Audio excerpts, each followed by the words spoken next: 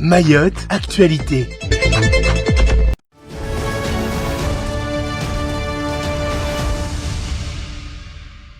Bonjour Monsieur le Sénateur. Bonjour. Merci d'avoir accepté notre invitation et d'être sur le plateau ce matin.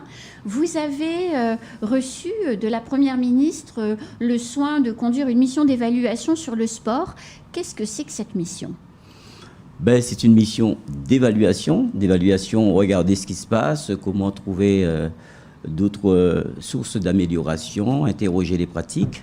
C'est une mission voulue par la Première ministre sous l'égide du ministre des Outre-mer et des Sports, après un constat et après avoir aussi imaginé d'autres perspectives pour le sport. Par exemple, faire monter le nombre de pratiquants en France à plus de 3 millions supplémentaires d'ici 2024. Alors les pratiquants, c'est les licenciés dans les clubs, c'est ça ? Non, pas que. D'accord. Ce qui s'adonne à une activité physique et sportive. Régulière. Ça peut être des licenciés, des non-licenciés. C'est le fameux aussi manger-bouger. Donc une activité pour permettre de lutter, que ce soit sur le manque de licenciés, ce qui concerne pour nous, mais aussi de pratiquants pour lutter et pour, conforter cette nécessité du sport santé. Donc, on a profité justement pour faire un focus sur les territoires d'outre-mer compte tenu des évolutions qui ont été votées dans la loi de 2019. Et la Première ministre a jugé bon, à l'orée des Jeux Olympiques, de pouvoir regarder tout cela et surtout en Outre-mer, la question de la pratique, on verra, de la pratique sportive, la question des équipements et la question du haut niveau. Et donc, sur chaque thème, il y a une déclinaison sur la pratique, on a dit évolution des pratiquants, organisation du sport santé, et puis les ligues et comités, leurs relations, et puis l'articulation entre collectivité et État. Sur les équipements, regarder de très près la notion de budget d'investissement dans les équipements, comment faire en sorte, après construction des équipements, qu'il y ait une prise en compte de l'entretien, et puis la mise en place, évidemment, de la loi 2019 qui institue une conférence régionale du sport où tous les acteurs doivent se mettre ensemble pour discuter de la question, se donner des perspectives, ce qui est très important, et on fait un arrêt chaque fois pour expliciter tout cela. Et puis, le haut niveau, imaginer que ça pourrait être spécifique aux Outre-mer, comment voir contenir nos jeunes ou faire en sorte qu'ils soient mieux préparés pour le haut niveau, et donc avec les CREPS bien évidemment, et les ligues et comités. Alors, vous parliez de sport santé. On est ici à Mayotte dans un territoire où le taux de prévalence du diabète est 3 fois plus élevé qu'en métropole.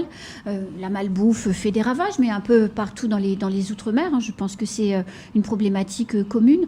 Comment est-ce qu'on peut, par le sport, justement, tenter de prévenir ces risques ? Le sport, c'est le médicament, justement.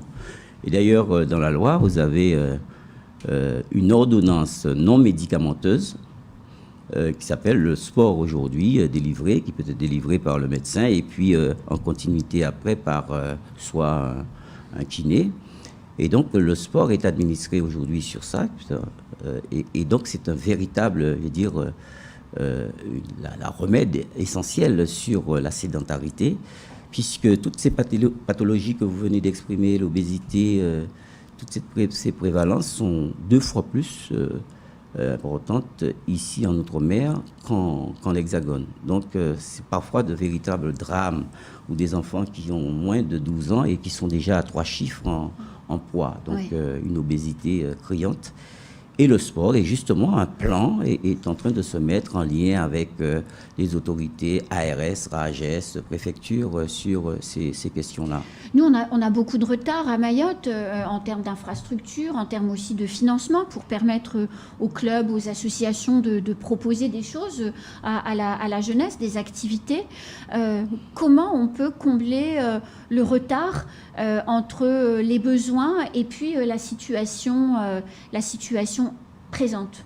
Alors, généralement, dans les Outre-mer, nous avons un retard sur les équipements et une notion comment appréhender le financement. Et à Mayotte, c'est encore plus difficile compte tenu de la situation de Mayotte, son histoire récente sur ces questions-là, ces questions d'équipement et d'organisation. Il convient aussi, alors il y a des opportunités, bien sûr. Je vous ai parlé tout à l'heure de la conférence régionale qui permettra à tous les acteurs, les décideurs de se mettre ensemble pour prévoir, faire des préconisations, se parler.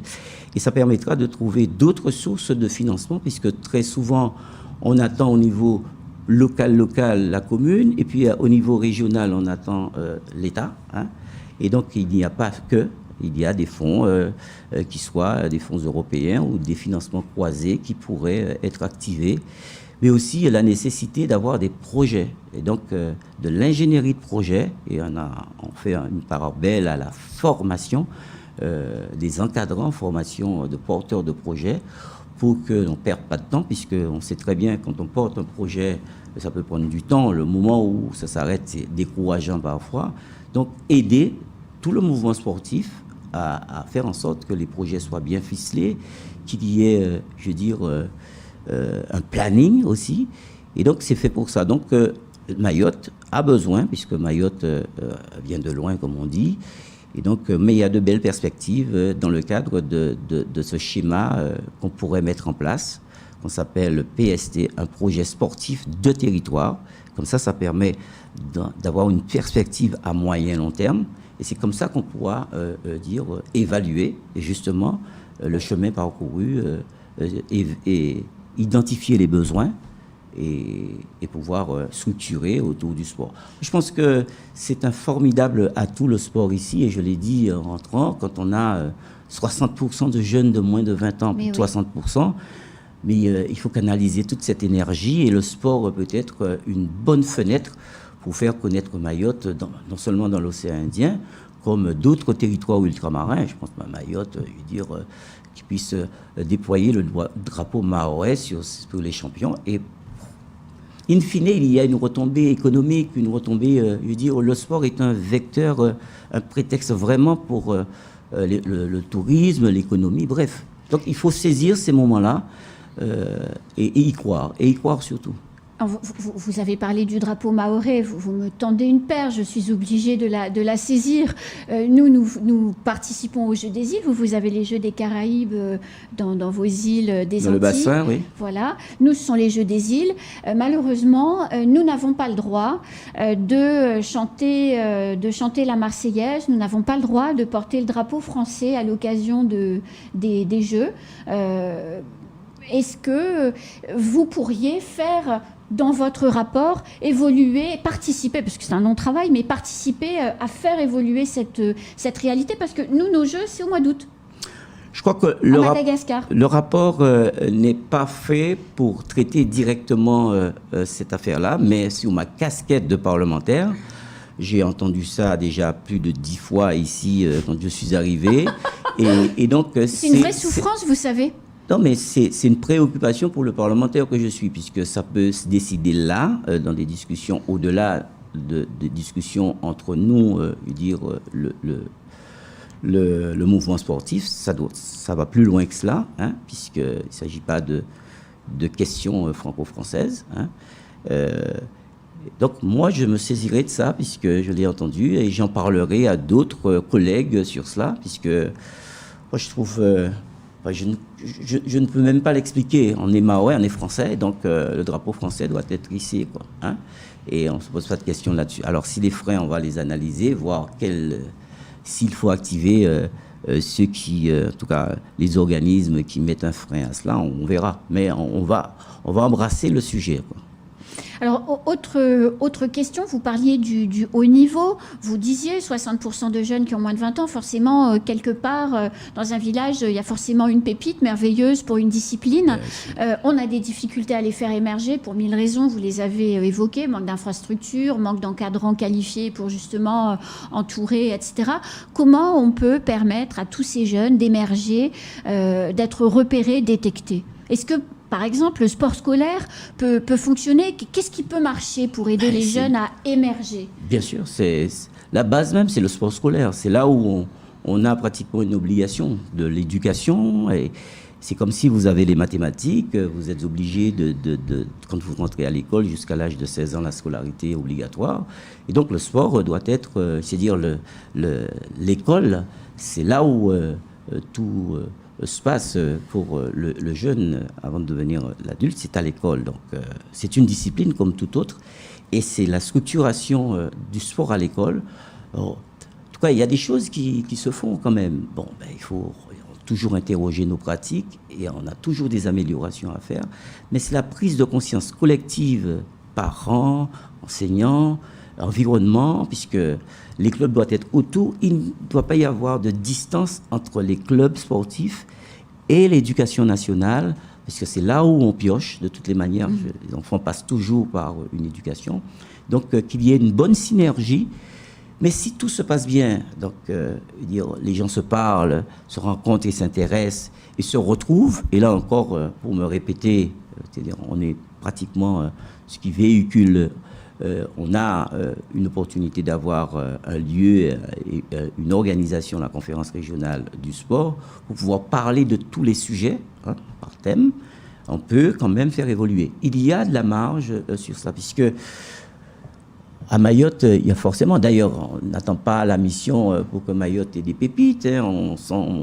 Chaque fois qu'on interroge sur tel ou tel sujet, j'apprends et je sais qu'il y a des Mahorais qui sont en Ligue 1. Bon, on les compte foot, sur le doigt de la main, en foot. Mais en athlétisme aussi. Non, bien sûr. Alors qu'il n'y a pas de véritable équipement en athlétisme et ils font des prouesses. Donc par conséquent, vous imaginez un jour si on a des encadrants, on a une structuration, on a une organisation administrative pour nous pour faire pression sur les fédérations, pression, je veux dire la bonne pression, ça va montrer l'engagement et une synergie avec les collectivités et montrer à l'État qu'il y a de structure, il y a de l'avenir. Je ne crois pas qu'il y aura, je veux dire, quelques freins à cela. Mais il y a déjà l'engagement. Maintenant, il faut évoluer. Pas il manque, mais il faut évoluer sur la structuration, sur la formation surtout. Sur le haut niveau, il y a une difficulté, c'est que très, très tôt, les jeunes, quand ils sont repérés, quelle que soit leur discipline d'ailleurs, sont obligés de partir. Alors, quand il y a des pôles espoirs à La Réunion, c'est moins loin, mais souvent, ils doivent partir en métropole. Or, quand on a 11, 12, 13 ans, c'est quelquefois difficile de quitter son papa, sa maman, son village et de se retrouver en métropole, entouré de gens qu'on ne connaît pas. Comment votre mission peut faire des propositions pour les jeunes Mahorais qui se retrouvent en difficulté? Mais ce sera le sujet qui est posé est le même pour tous les territoires d'outre-mer. Bien sûr. Je suppose qu'en Guadeloupe, c'est pareil. Le haut niveau, c'est vraiment là où c'est de l'entonnoir. Mais moi, je me base, pour qu'il y ait du haut niveau, il faut qu'il y ait de la pratique. Pour qu'il y ait du haut niveau, il faut qu'il y ait de l'organisation. Le haut niveau ne se décrète pas.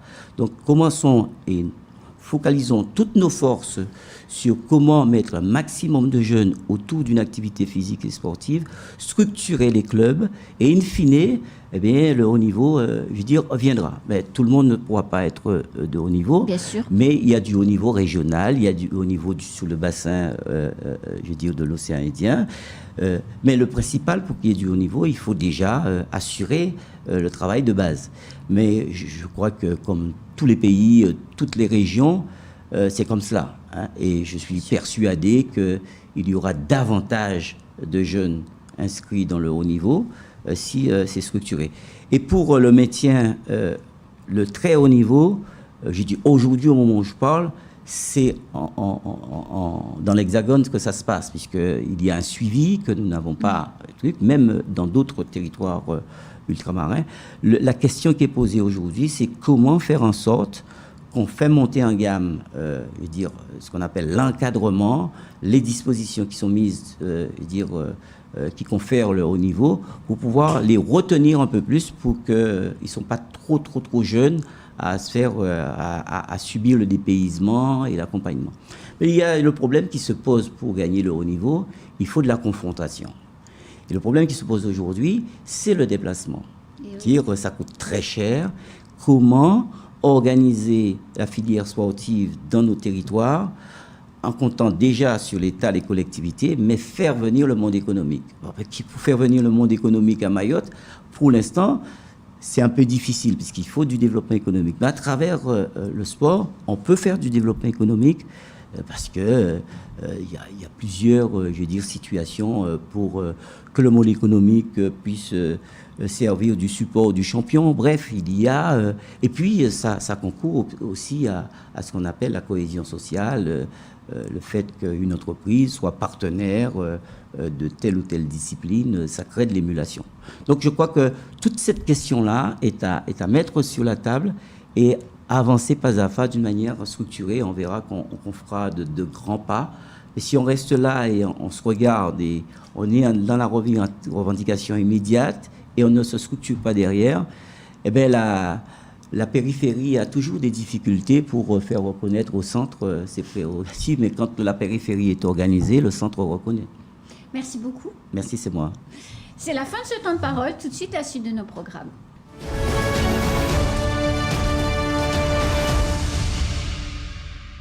Outremernews.fr, le site de l'actualité Outre-mer, 24 heures sur 24 et 7 jours sur 7. Retrouvez la chaîne Outremer News sur YouTube.